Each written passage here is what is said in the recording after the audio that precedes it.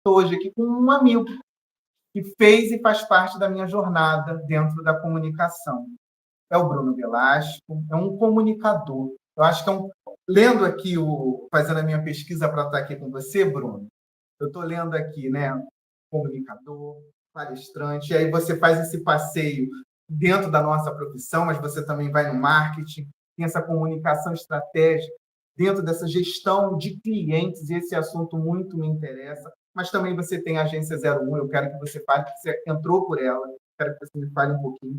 Você escreve no jornal Correio de Atibaia e Visão de Negócios, eu quero que você também fale um pouquinho. Mas antes da gente entrar, a gente estava conversando um pouquinho sobre o passado. Então, eu quero voltar nesse passado, que é tão bom olhar assim para você e lembrar da gente em sala de aula, falando dos nossos sonhos, das nossas metas. Quantas vezes a gente conversou sobre isso? E aí entrou dentro do seu documentário lá que você fez na faculdade e que ele foi tendo vários desdobramentos. Então, eu queria que você falasse um pouquinho também sobre isso.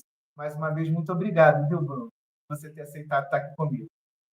Eu que agradeço. Boa noite, Fábio. Muito obrigado. Boa noite a todos que estão participando, acompanhando.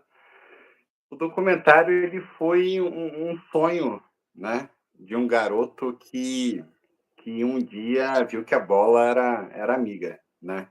Eu até brinco que o futebol, para mim, ele começou de forma tardia, porque eu via todos os meus amigos jogando bola com o pé direito. E eu jogava com o pé direito e aquilo era estranho para mim, sabe? Até o dia que eu machuquei o joelho direito. E aí eu perdi um pouco de força e comecei a jogar com o pé esquerdo. Eu falei, nossa, eu sou canhoto do pé, mas eu escrevo com a mão direita. Olha só que coisa estranha. Isso, né, há 40 anos atrás, isso era muito fora do comum. E eu percebi que às vezes a gente se encaixa em modelos para agradar ou para seguir uma norma que ela não precisa existir, né? E o documentário ele veio para falar um pouco disso. A gente falava muito do Maracanã como o maior do mundo, já não sendo, mas hoje no Rio, né? Depois eu fiz o tour do Maracanã, do novo Maracanã, ainda tem aquele eco lá, ainda sai aquela voz do bem-vindo ao maior do mundo. E não é mais, mas no nosso coração, no coração do torcedor é. E eu comecei a estudar um mito que é transformado de acordo com a comunicação que é reforçado o tempo todo. E aí tem dois vieses, né? O esportivo, né? Um jogador quando chega hoje, ainda hoje no Maracanã, no antigo ainda mais, tá? Conversando com alguns, eles paravam para tirar foto na hora do aquecimento. Eles ficavam olhando aquele templo, né, de 2 andares, assim, fantástico, com uma geral próxima. Eles ficavam tipo assustados, né? Muitos falaram para mim isso. E falaram assim: na época a gente não podia contar isso. Mas agora que começou a transmitir a prévia do jogo, o pessoal fica meio tímido de ficar assim. Mas existe aquele espaço em que o Nelson Rodrigues comentava, né, sobre o Fluminense. E o Nelson Rodrigues é um cronista assim, né, fantástico, né? E eu falo que é porque não morre, né? Não tem como morrer.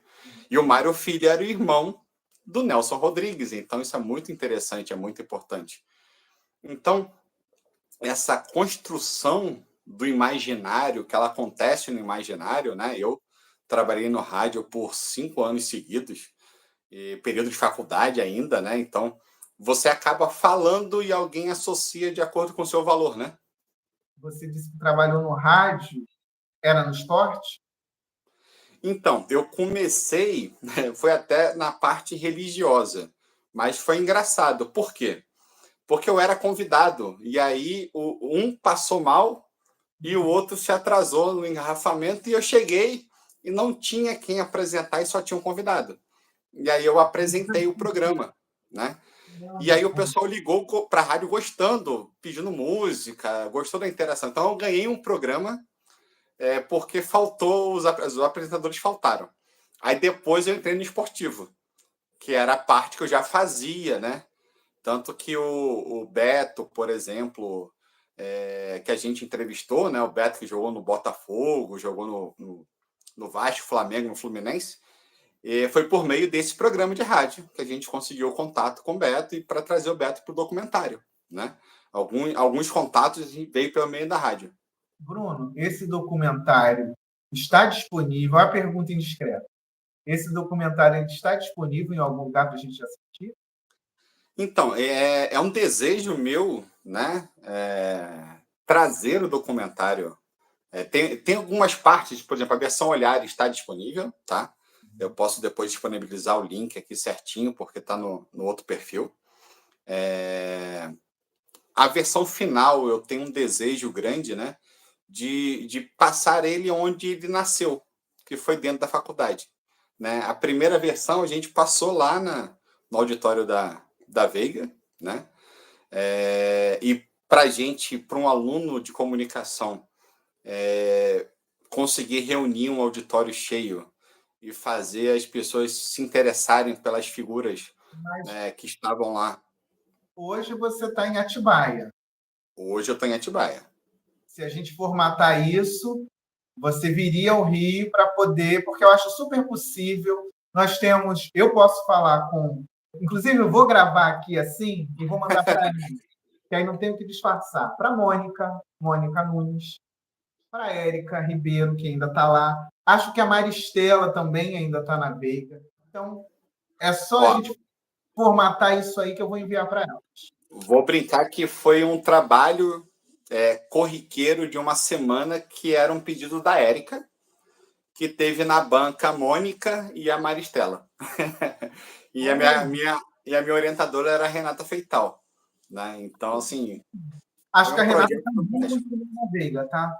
Ó, legal. Então, assim, é um projeto que eu gostaria de mostrar de novo lá, 10 anos depois, sabe? Tipo, o que se tornou, como fechou.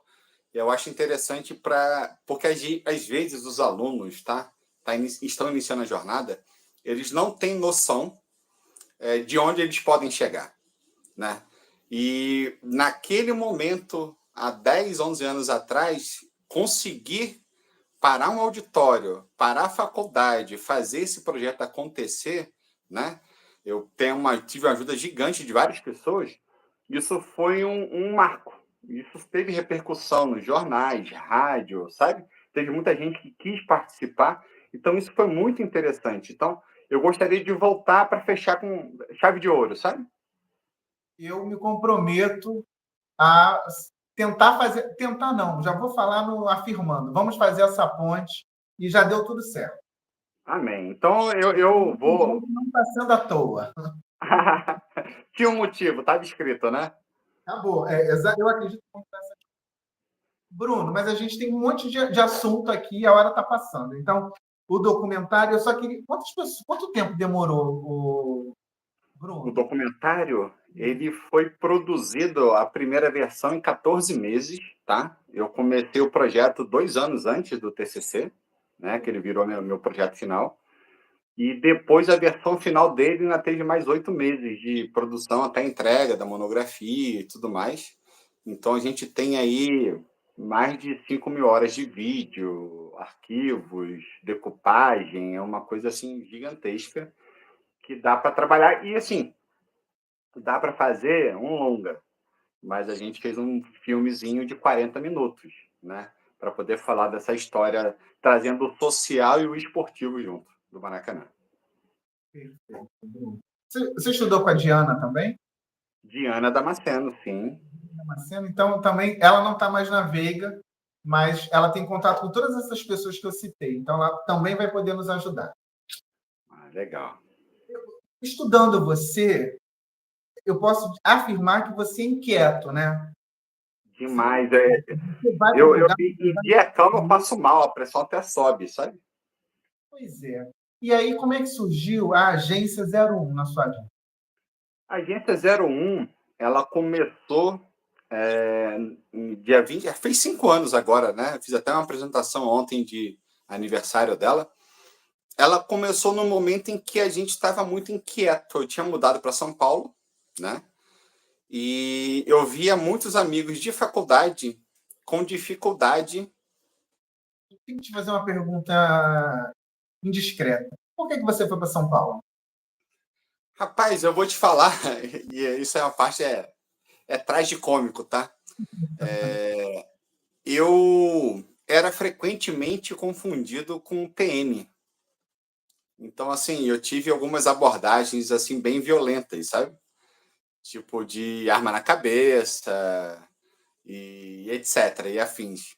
E isso começou a me deixar muito, muito assustado, porque até então ninguém atirou, né? Mas se um dia alguém atirasse, então pintou uma oportunidade. O meu setor, onde eu trabalhava, ele foi para São Paulo, e aí surgiu o convite de ir para São Paulo. E tinha acontecido pouco tempo antes uma ação bem truculenta dessa, que acharam que eu era policial, então isso tinha ficado muito marcado na minha cabeça, né? Em que horário, Bruno? Eu vou te falar que foi ali, a empresa que eu trabalhava tinha se mudado ali de triagem para a Praça da Harmonia, tá? Um lugar perto do batalhão, para piorar a minha situação. Então eu Uhum. fui abordado na parede do batalhão. Então, assim, um carro parou, saiu um pessoal armado, então, assim, foi um negócio bem, bem complicado, né? E aí, para minha sorte, né, eu estou brincando com isso, teve uma capa do jornal, se eu não me engano, do jornal O Dia, que parecia um rapaz do BOP, de fuzil, né? E aí o pessoal, eu já estava em São Paulo, me ligou e falou assim, Bruno, você está fazendo bico aí no Rio, não sei o quê, eu estava de férias nesse período. E quando eu olhei a foto, eu falei, montagem. É montagem. E quando eu olhei a foto, eu falei assim, gente, olha no site, né? E olhei o site. E quando eu olhei o site, até a pinta, o cara tinha a pinta igual a minha, sabe? E eu falei assim, Jesus, eu tenho um clone, né? Em algum lugar. E aí eu falei, agora eu entendo por que eu era tão abordado assim, o pessoal achando que eu era. Só que assim, eu tava de crachá, eu sempre tava indo trabalhar, então eu nunca tinha me preocupado com isso. Depois que eu vi a foto, em que eu fiquei com dúvida se não era eu, sabe? Até eu ver que a foto original realmente parecia muito comigo. E aí eu fiquei mais preocupado. Aí tinha acontecido esse outro cenário. Eu falei assim, gente, eu vou aproveitar a oportunidade. Eu acho que o Papai do Céu está me dando uma chance de reconstruir com mais tranquilidade, né? Então foi a violência assim que me motivou a ir. E a oportunidade, quando ela apareceu, eu não deixei escapar, sabe? E aí, a agência 01. A agência 01, ela cresceu dessa inquietude, porque eu me afastei de onde eu estava acostumado. Porque no Rio eu palestrava, eu fazia um monte de coisas que eu não conseguia fazer em São Paulo. Eu comecei a engatinhar de novo, você começa do zero, né? E aí ela tem um nome que é um trocadilho entre uma agência de notícias que eu gosto muito, tá? E um programa que eu assistia muito cedo. E aí virou 01. E para que era 01? A 01 é para aqueles colegas de faculdade que estavam um tempo sem ter onde divulgar o seu material, para criar um portfólio. Então eu chamei duas pessoas, né, para poder ajudar. Aí a gente negociava valor, o que eu podia colaborar com cada um, né, para produzir texto, material, e para que eles pudessem criar um portfólio, né, e todo mundo se ajudar a divulgar. Então, assim, a gente teve a Bárbara Iná, a gente teve a Lohane Iri, a gente teve o Fábio Bião, teve uma galera que participou colaborando ou produzindo algum conteúdo direcionado, sabe? Para poder gerar portfólio. Só que a pandemia veio e mudou todo o cenário, porque a gente tinha um apoio financeiro para isso. E aí a gente precisou se reorganizar, porque fechou tudo. Então a gente começou a fazer uma cobertura pandêmica, né? E aí eu acho que todos os jornais acabaram fazendo em algum nível. E eu vim para fazer uma cobertura mais do lado emocional, psicológico. Por quê? Porque o Bruno Palestrante ele gosta da técnica do storytelling, né? Eu gosto de contar os porquês antes do motivo, eu gosto de contar a motivação da história antes da história. Então eu trazia Mães em Tempos de Pandemia. Foi um texto super lido no site da 01, que era uma dificuldade, né? Para a mãe, né? O papel da mãe hoje ainda é centralizador das ações com as crianças, né? Então isso a gente fez um trabalho bem, bem específico em cima disso. Então a 01 nasceu para um propósito, se reinventou dentro de outro. A gente começou a pegar esse viés do cuidado, né? Mas assim, com texto, com parceria, e a gente pegou uma escola que tinha acabado de abrir. E aí foi nosso primeiro desafio, foi a primeira criação de marketing de conteúdo nosso, porque é uma escola que funcionava no contraturno, né? Aqui em São Paulo o pessoal usa muito esse termo, que ela funciona, por exemplo, a criança estuda de manhã é à tarde, para quem estuda à tarde é de manhã. E ela trabalha com estações de conhecimento, e isso me fez apaixonar, né? Meu filho foi estudar lá também. Então, ela começa a fazer a criança a pensar fora da caixinha. E foi o nosso grande primeiro case de sucesso, né? Que é o Espaço Múltiplo, lá na Vila Romana, na Lapa. E, assim, eles têm uma pegada, uma didática, uma forma de trabalhar, né? E aí a pandemia também assustou um pouco, porque teve que todo mudar um protocolo, mas pela proposta deles, né? Eles conseguiram atingir aquilo que eles se propunham fazer, né? E fazem hoje muito bem. Uma coisa, né, uma profissão foi te levando a outra. Você tem agora esse palestrar, né? Eu li um artigo recente seu, inclusive eu quero trazer ele aqui daqui a pouco. Como é que você vê, já caminhando aí para um outro assunto, né, dentro dos vários que nós vamos trazer aqui, quando você vê esse mercado empreender, eu acho que sempre que a gente pensa em empreender no Brasil, dá uma, sabe, você fica assim, porque as pessoas criam uma ilusão. Eu queria até ler um trecho desse seu texto, né, que você faz um chamado de você está preparado para o próximo passo? Aí você diz sobre franquia. É só um trecho. Depois eu coloco o link para quem estiver interessado ler o artigo completo. Está no jornal Visão de Negócio. E ele começa assim: o universo de franquias é um sonho que tem a capacidade de se tornar pesadelo por diversos motivos. Mas esse cenário não é restrito a esse mundo. Em nossas vidas, se não estivermos prontos para lidar com os enfrentamentos que precisamos, estaremos nós mesmos nos colocando em segundo plano, muito distante de apenas um segundo lugar. Aí vem. Empreender nesse cenário é perceber que antes de um CNPJ, sim, existe um CPF, um empresário, uma pessoa que precisa, eu coloquei em destaque, estar preparada para o desconforto de ser proprietário de algum negócio. Essa é a chavinha que tem gente que só vira depois que entrou ali e percebe, porque eu quero ter uma franquia, sei lá, da Cacau Show. Por exemplo, aí consegue montar. Pô, não deu certo. Por que não deu certo? Então, eu costumo dizer que as pessoas querem ser donas, não proprietárias. Elas querem mandar, elas não querem empreender. Por quê? Hoje, eu não vou dizer que é hoje, não, né? Ainda hoje, existe muita necessidade de demonstração de poder, do hedonismo, sabe? Daquela vontade de demonstrar algo maior do que se é. E você, muitas vezes, precisa denotar isso ao outro. Não é que você queira, mas você faz isso talvez porque você entende que pode. E aí está o risco. Porque quando você empreende, você precisa se envolver. Você precisa entender os processos. Você precisa estar a par dos processos. Bruno, eu posso empreender sem me envolver diretamente? Você vai ter que aprender a delegar. Mas se você delegar para alguém que não saiba seus valores, a sua forma de pensar e o seu método, não vai funcionar. Mas, Bruno, tem como eu empreender, ter o meu negócio e não estar ali presente no dia a dia?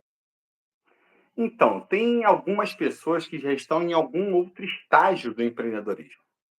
E estando nesse outro estágio, eles conseguem sim empreender.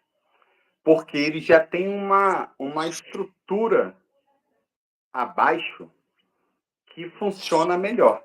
Por Mas exemplo, eles têm. quando você diz isso, aí eu citei a Cacau Show como exemplo. Você pode até trazer outro. Ela já tem uma estrutura, digamos, a ser seguida, digamos assim, se eu posso Ela tem um chamar. modelo. Ela tem um modelo. É mais fácil? É assim, vou dizer para você Eu vou dar o exemplo da religião, tá? Que ela te orienta, mas ela não consegue te obrigar a seguir, tá? Então, eu vou dizer para você que existe um modelo, existe uma linha para se trabalhar, mas não existe um passo a passo de todas as possibilidades. E é aí que está o desafio. Por quê? É mais fácil empreender num modelo? É. Mas sabe onde as pessoas começam a pecar se tem uma loja, um ponto físico? Na escolha do ponto. Tem um modelo pronto de uma franquia, né? Eu citei Cacau Show, você falou qual? Não, você falou religião, não foi? Isso, é. É porque tudo assim, no grosso modo, tá? Tô pegando o arquétipo. Você pode pegar modelos, e aí eu sem querer entrar em mérito de religião, não é isso, tá? Mas existe um modelo, existe um preceito e existe um pressuposto. Só que a prática define. E você precisa praticar. E aí, qual é o grande problema? Muitas pessoas querem ser donas, não querem ser empreendedoras, proprietárias. E o proprietário, nesse caso, ele precisa querer gerir. E aí existe uma dúvida, tipo assim, Bruno, eu posso ser dono de uma franquia sem ser o gestor dela? Até pode. Em que sentido? Se você já tiver maduro o suficiente, ou uma equipe madura o suficiente para gerir o seu negócio de acordo com os seus conceitos. Então, você já vai ter que ter tido uma empresa antes para isso. Ok. Mas aí eu citei o exemplo da Cacau. Vou insistir na Cacau Show, porque é a que está aqui na minha cabeça há muito É tempo. mais fantástico, o modelo mais que eu mais gosto, sabe? Ótimo. Até quero que você me explique por quê. Por que você acha? Agora, ela já tem um modelo a ser seguido, né? Eu tenho a franquia, não é mais fácil para essa pessoa que quer empreender sem necessariamente estar ali no dia a dia, mas não é arriscado? Arriscado é. Arriscado é. E aí eu vou te explicar os porquês, tá? Tá. Começando na primeira parte, assim, precisa estar no dia a dia? Eu entendo que é muito necessário estar no dia a dia para poder amadurecer em você a prática do negócio, tá? Então, o que mais pode acontecer? Quando você está participando do negócio, do seu empreendimento, uma franquia, e você não vive o dia a dia da franquia, você não sabe, tá? Porque quando a franquia ela te manda um modelo, o seu ponto de estoque ideal você constrói com o tempo. Você não tem isso pronto, você vai ter uma média da rede. Mas às vezes a média da rede ou da região não é a realidade que você tem, por exemplo, no interior de São Paulo, como Atibaia, tá? Uma coisa, de repente, é Campinas, que é interior, mas é uma cidade gigante. Outra coisa é Atibaia, que é interior, mas não é tão desenvolvido quanto Campinas, tá? Um outro dado importante é o tipo de loja, se for uma loja, tá? Que você vai ter, a localização dela. Eu preciso de público que passa andando ou público de carro? Se for público de carro, é melhor estar perto de um mercado ou um posto de gasolina? Ou se for público andando perto de um calçadão ou uma loja que ancore esse movimento? Porque eu preciso de movimento. Eu preciso estar no centro, eu preciso estar no bairro. Isso você precisa estudar antes. Só que isso o modelo de franquia não te traz.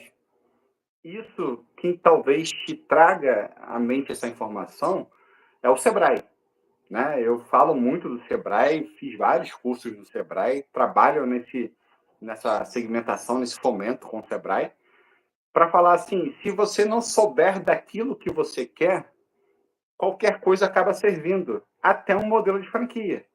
Só que ele vai conseguir trazer o resultado que você deseja, porque muitas vezes a gente tem o desejo de um resultado, mas a gente não sabe como chegar nesse resultado. E se você não viver a rotina, a experiência do dia a dia da sua loja, da sua empresa, você não vai conseguir chegar nele. Eu conheço pessoas que têm 3 unidades de uma franquia. Conheço? Conheço. Mas, assim, a primeira foi a escola. E depois ela pegou aquele gerente da primeira que ela construiu, e essa pessoa gerencia as outras. Só que na primeira unidade, ele precisou criar o conceito para ele da realidade daquela franquia naquela região, entender os pormenores da realidade. Por quê? Porque hoje você tem franquia para laser, né? Você tem franquia para chocolate, para sorvete, para tudo, né? Vende. E fora do sazonal, como é que se faz? O chocolate ele vende bem em alguns momentos, mas não vende em outros, né? E por que a Cacau Show é um modelo que você disse que você acha interessante, você gosta? Por quê? Eu fiz estudo, né? E eu me candidatei, inclusive, para fazer, não seguir com a Cacau Show na época, por opção, tá?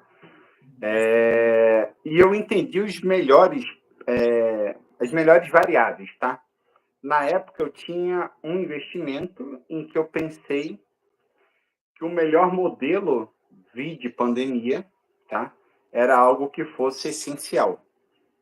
Então, você tem outros pormenores naquilo que é essencial. O chocolate não era uma coisa que podia ser fechada, então existia uma instabilidade em relação a isso. A Cacau Show, ela traz, em relação a modelo, né? Ela traz uma métrica, ela tem um cuidado de analisar variáveis, possibilidades, né? E eu brinco assim, eu sou Yellow Belt, né? A minha esposa ela é Black Belt, eu estudo processo, projeto, e eu falo que a Cacau Show, na hora que ela pensou o desenho de franquia, os processos internos dela, tem muita pouca coisa, talvez, que ela não esteja abordando. Ela te leva para a imersão dentro da empresa. Ela te mostra, na verdade, se você realmente é elegível a fazer parte do time dela. Sabe? É um processo que muitas franquias querem vender apenas o box, um modelo, um PDF para você. A Cacau Show não, ela quer te vender a experiência de ser um franqueado e o orgulho de ter o nome dela estampado e fazer parte desse time. É diferente a forma que eles tratam isso. E também, a margem, tá? Hoje eu não posso te falar isso atualizado. Era a melhor margem de retorno que tinha.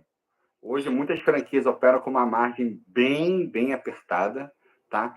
Operam com números também que, se você não avaliar bem para o seu local, para a sua realidade, né? Isso muda de cidade para cidade, muda dentro da cidade. A sua margem ela vai ficar muito espremida. Então, a Cacau Show você tem uma margem mais interessante, um processo muito bem estruturado e um trabalho da Cacau Show. Vou dar um exemplo agora que eles compraram para construir um parque de diversões, né? Lá no sul tem o Floribol, vou dar o exemplo, né? Que já tinha, eu visitei um parque de chocolate temático, achei super interessante. Vai ter um em São Paulo. Então, olha só o empreendimento. Teve gente que falou para mim assim, Bruno, você não acha isso demais? Aí eu falei, falaram a mesma coisa para o Disney. Quando ele pensou na Disneylândia, todo mundo falou assim, isso aqui não vai acontecer. Então ele tem... Então, hoje, para quem tem o desejo de abrir uma franquia, você diria que, se você tem o dinheiro para investir, a Cacau Show seria uma boa opção? Seria mais bem estruturada hoje, tá, do segmento de franquia. Olha, essa pessoa ela não tem experiência nenhuma. Ela tem o dinheiro e tem aquela vontade que eu falei lá no início para você. Pô, vou abrir uma franquia. A Cacau Show, ela vai, de repente, dentro do que você falou, apontar para te dizer, te conquistar, você sendo meu franqueado, é isso. Ou faz igual algumas, aí eu prefiro não citar nomes, se você quiser citar. É melhor não, melhor não. Que te vende aquele sonho, e quando você está ali, você diz, poxa, mas falta isso, não tem isso, não tem aquilo. Não é por aí, Bruno? É por aí. Na Cacau Show, eu brinco que você tem que ser eleito, tá? Rola um conclave, assim, para você ser eleito. Você não é só querer. Você tem que comprovar que você tem habilidade, capacidade, entendimento. Você faz um treinamento, assim, existe um processo, tá? não é uma simples vontade de adesão, tá? E agora, o que eu digo para que se evite desilusões, tá? Estuda bem o nicho de negócio que você quer. Tem os cursos online do Sebrae? Tem. O online do Sebrae é só para começar, mas depois vai numa agência do Sebrae e busca o treinamento presencial. Por quê? Vou dar um exemplo de setores de vacina, tá? Existe uma série de licenças para vacina, para drogaria, que você precisa ter. E ela demora um tempo para sair. E ela gera um impacto no seu negócio diretamente. O tempo que ela demora, se você começar sem a licença, o embargo que pode existir, a informação que pode, sabe, não correr da forma correta. E tem muita gente que não te informa isso. E quando eu entrei nesse universo, eu comecei a entrevistar muitas outras pessoas, participei de vários congressos, e a maior reclamação era isso, tipo assim, eu só descobri agora que eu casei. E eu tenho um contrato assinado, sabe? Só que o contrato ele versa sobre deveres e direitos. Então, assim, na hora de assinar, leia bem, leia com atenção. Muitas empresas vão querer te forçar a assinar rápido. Ah, gente, é a última oportunidade. Não é. Não é a última oportunidade. Leia, passe por um advogado, sabe, especializado. Existem advogados especializados no ramo de franquia, tá? Existe uma carta de apresentação obrigatória que a franquia precisa de passar, dos que estão ativos, dos que saíram, para que você tenha conhecimento de causa sobre aquilo. Sabe, o que você está falando aí veio me acendendo aqui a minha experiência de cliente. Aí eu vou dar uma opinião aqui e você me corrige se eu falar alguma besteira. Eu vou continuar na Cacau Show, porque ela está me presente, porque primeiro eu adoro. Olha a gente fazendo merchan, já fiquei até com água na boca que a gente fazendo merchan da Cacau Show. Mas tem um padrão de atendimento que você percebe, pelo menos para mim fica muito notório, em todas as franquias que você visita.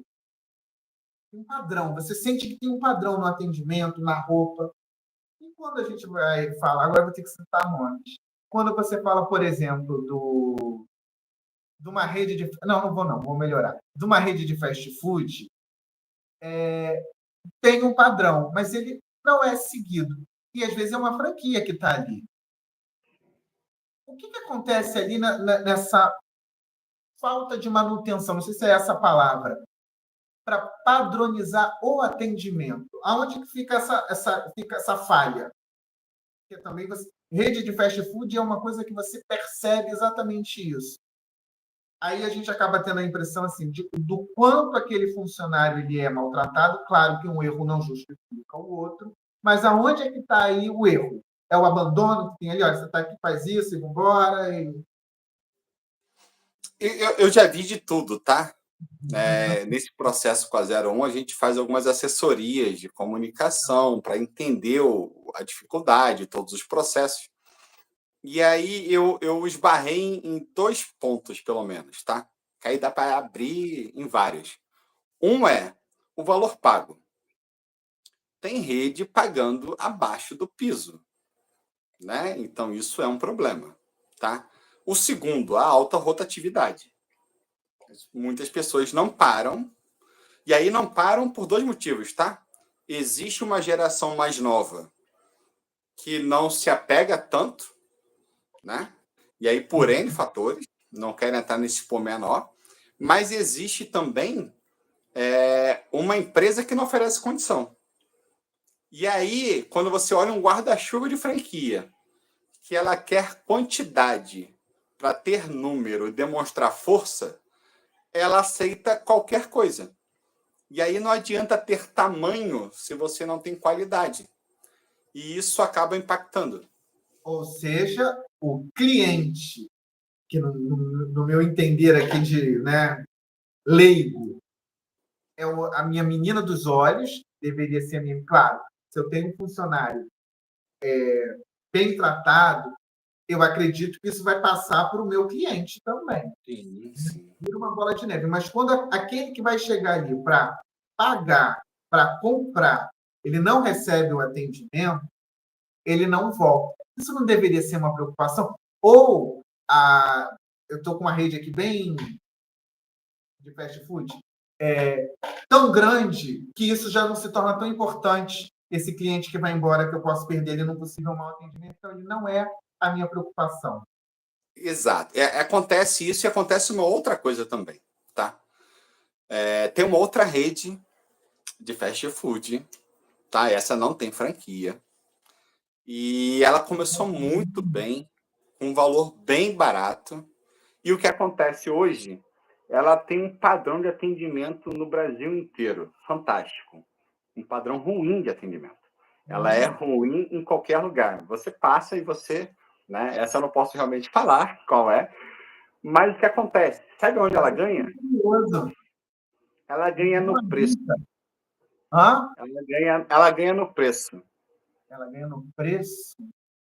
Existe um público alijado que não consegue bancar um McDonald's da vida, mas que olha, de repente, para uma outra rede que traz algum tipo de conforto para aquele ego, para aquele desejo de consumo, e ela ganha em cima desse. E aí o que acontece? Né? Eu experimentei essa rede, vou dar um exemplo, tá? São Gonçalo, Niterói, Rio de Janeiro, São Paulo, Campinas, Atibaia, e o padrão é igual em todos os lugares. Não existe um cuidado com o atendimento. Os profissionais estão sempre estressados, reclamando um do outro com o cliente. Mas, sabe, está sempre cheio. Por quê? Porque o preço é atraente. Então, quando uma rede dessa, e aí, tipo, essa rede, ela não franquia, tá? Rede própria. Agora, quando uma rede dessa, quando um negócio, ele é pensado só pelo resultado, lembra? Entre ser dono e proprietário, você tem essa discrepância.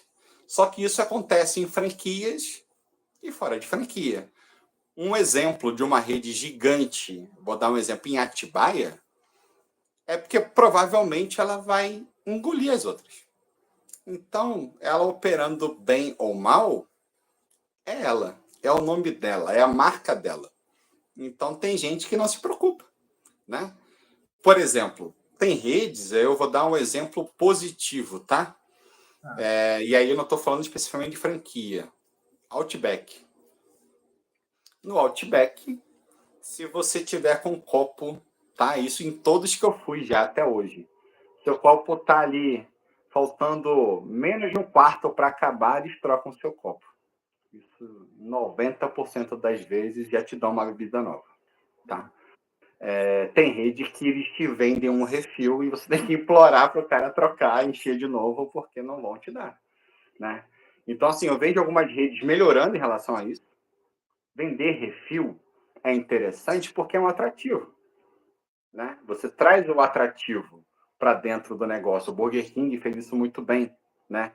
Em colaboração com a Pepsi, colocou refil, né? Burger King ele tem uma... Fala. Em contrapartida, você vai falando, vem vindo aqui as ideias.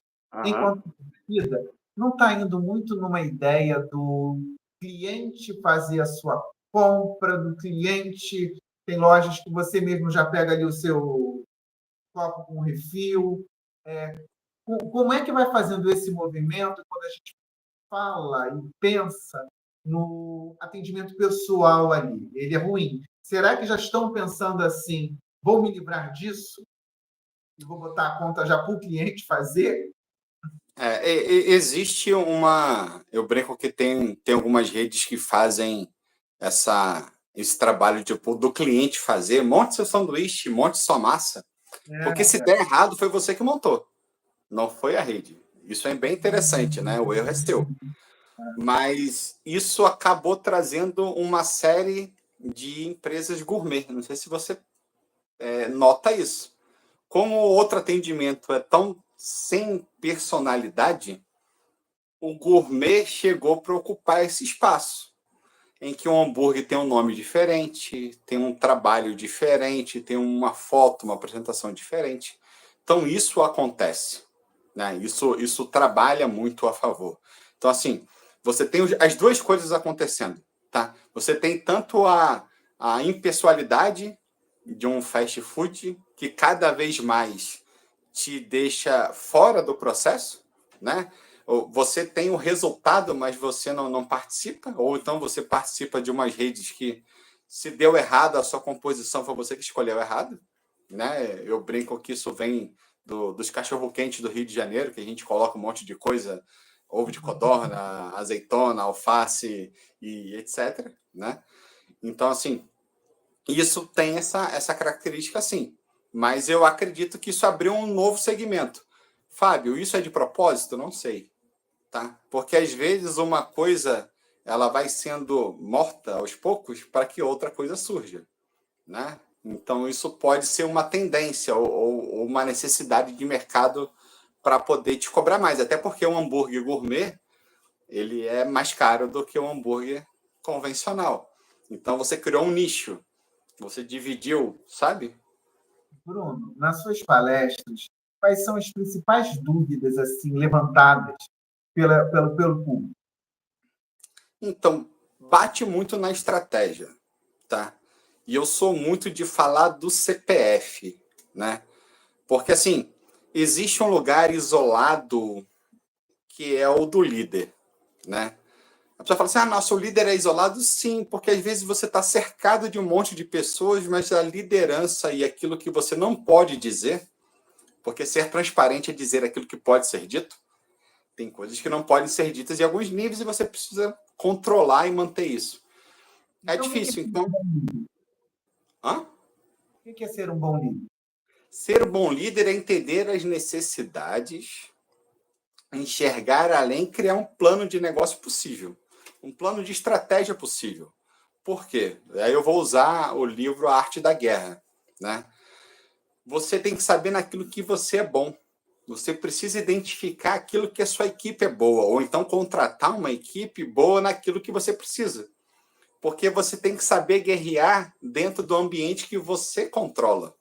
Não sair para guerrear no ambiente que o outro controla. E esse é o maior paradigma da franquia.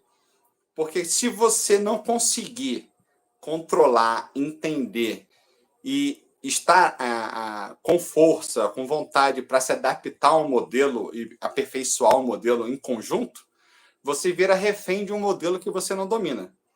E se você não domina, não existe uma gestão e uma transferência de conhecimento da franquia, você patina, porque você também não conhece o suficiente para poder fazer. Verdade. Você congelou. Bruno, Pode falar. voltou. Foi Voltou. no seu telefone, né? Entrou uma mensagem aqui, eu fui tirar da tela para. A hora está voando, como eu falei para você, ia passar e a gente não ia perceber, porque eu estou Não é? contando com os outros minutos que nós conversamos, Com né? certeza. Então, eu preciso pegar aqui, para a gente poder entrar já para a nossa reta final, o que seria uma boa estratégia quando você fala de vendas? O que seria uma boa estratégia para você vender um produto, um negócio? O que seria esse ponto inicial? Eu vou falar que, como está no livro, né, que eu escrevi, eu vou na contramão, né, e talvez porque eu comecei lá na UERJ em sociologia, tá? Existe uma necessidade humana que precisa ser atendida. Qual é essa necessidade? Qual a necessidade que você identificou? Qual a necessidade que você pode criar para divulgar e tornar interessante, né? Vou dar um exemplo que quando eu era criança não tinha muita divulgação de comida japonesa e chinesa. Hoje tem bastante. E tem pessoas que falam assim, nossa, eu não fico sem comer uma semana isso. Então, né, é uma coisa fantástica. Criou-se um desejo, uma necessidade em cima disso.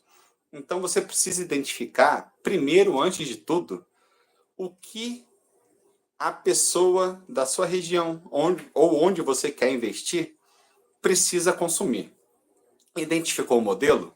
Você vai lá e começa a dissecar o grau de investimento que você precisa e depois o grau de concorrência que existe. Porque muitas vezes você vai brigar contra uma Coca-Cola. Nossa, meu produto é fantástico, vale a pena? Vou ter dinheiro? Ou quero criar para vender para a Coca-Cola? Pode ser. Existe, cada um tem a sua estratégia. Então, assim, existem os pormenores. Mas, de novo, se você não souber o porquê do seu produto e para quem aquele produto pode ser vendido, você nunca vai ter uma estratégia boa o suficiente. Porque você pode identificar perfil social, você pode identificar volume de consumo, mas se você não identificar periodicidade, quantidade de produtos vendidos por ano, porque às vezes o seu produto ele é fantástico, mas você vende uma vez por ano. E aí, ele vai pagar 12 meses da sua vida, da sua empresa? Quantos você precisa vender por mês para poder gerar? Né? Imagina se a Seara, né, vendesse só peru de Natal. E os outros 11 meses, o que ela faria? Então, existe uma necessidade, uma composição de diversos fatores para construir a sua estratégia.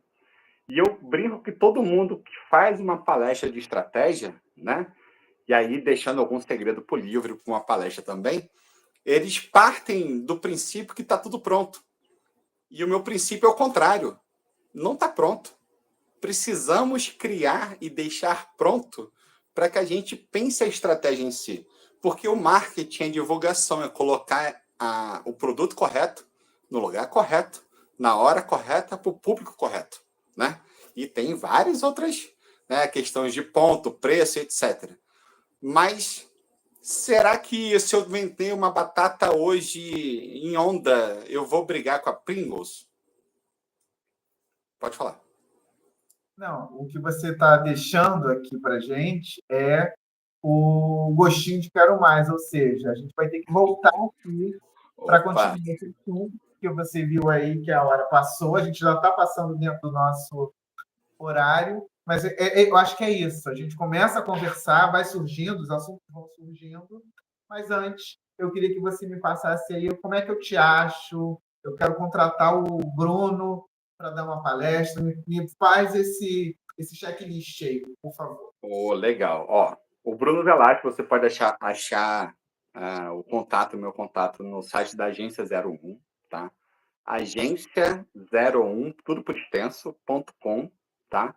Meu número de telefone para contato ele é 11 94 106 9266.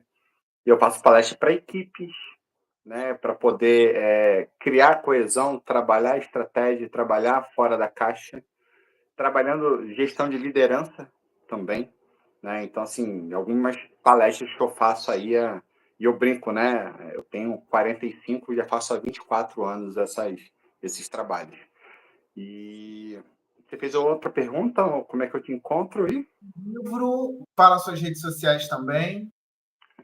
A Agência 01, a rede é agência underline 01, né? 01 por extenso. Meu perfil é Bruno Velasco FC. O meu livro é O Poder das Estratégias, né? E ele fala sobre isso, na construção antes do sonho. E eu encontro ele. Ele está no meu perfil, tá? Tem um link Do link. Tem um link no meu perfil, no Bruno Velasco FC, lá no Instagram. E está dentro do Hotmart também, tá? Vocês conseguem encontrar lá. E o gostoso é esse, porque não tem um modelo pronto, tem um exercício a ser desenvolvido em cada jornada. Me manda depois tudo que você falou dos seus contatos, o link do livro, que eu vou botar no feed do nosso papo. Perfeito. Eu Tá queria bom. te agradecer, Bruno. Foi um prazer. Você sabe que, assim, cara, que bom te ver, assim, ver que você está bem, quantas coisas você conquistou, o quanto você caminhou. Né? Eu paro e me lembro da gente sentado lá na cadeira da Veiga, conversando, né? Das possibilidades, você falando do documentário. E passou o tempo e a gente está aqui. Que bom. Eu fiquei muito feliz de estar aqui conversando com você. De verdade, Bruno. Que bom. Fico feliz também, né? E eu brinco, né? Passaram o quê? 12, 10, 12 anos aí que a gente se viu. Nada. É um garoto. Né? Tá todo mundo jovem, né? Todo mundo né? O vovô Bruno continua novo, mas fico muito feliz de fazer parte, de ter conseguido trazer alguma informação para o pessoal, para quem acompanha o seu canal, e de participar desse projeto que eu acho assim, fantástico. Assim, eu vejo que cada um tem um dom, uma habilidade, e essa habilidade, seu dom, ele é muito bom para todo mundo. Meu Parabéns. querido, obrigado. E você vai voltar. Está intimado. Combinado. Esse ano ainda. Perfeito, vamos lá. Muito obrigado. Obrigado a todo mundo que ficou aqui com a gente. Esse papo vai ficar disponível aqui no YouTube em breve. Eu ainda vou dar uma editada. Mas um prazer conversar com você, meu amigo. Uma boa noite. Um beijo aí na sua esposa, na sua família, tá certo? E quando estiver pelo Rio, que vai ser em breve, a gente vai se encontrar. Porque continuo morando pertinho da Veiga. Fechou. Combinado, então, meu amigo. Um abraço. Boa noite. Tchau, meu Boa querido. noite. Tchau, tchau.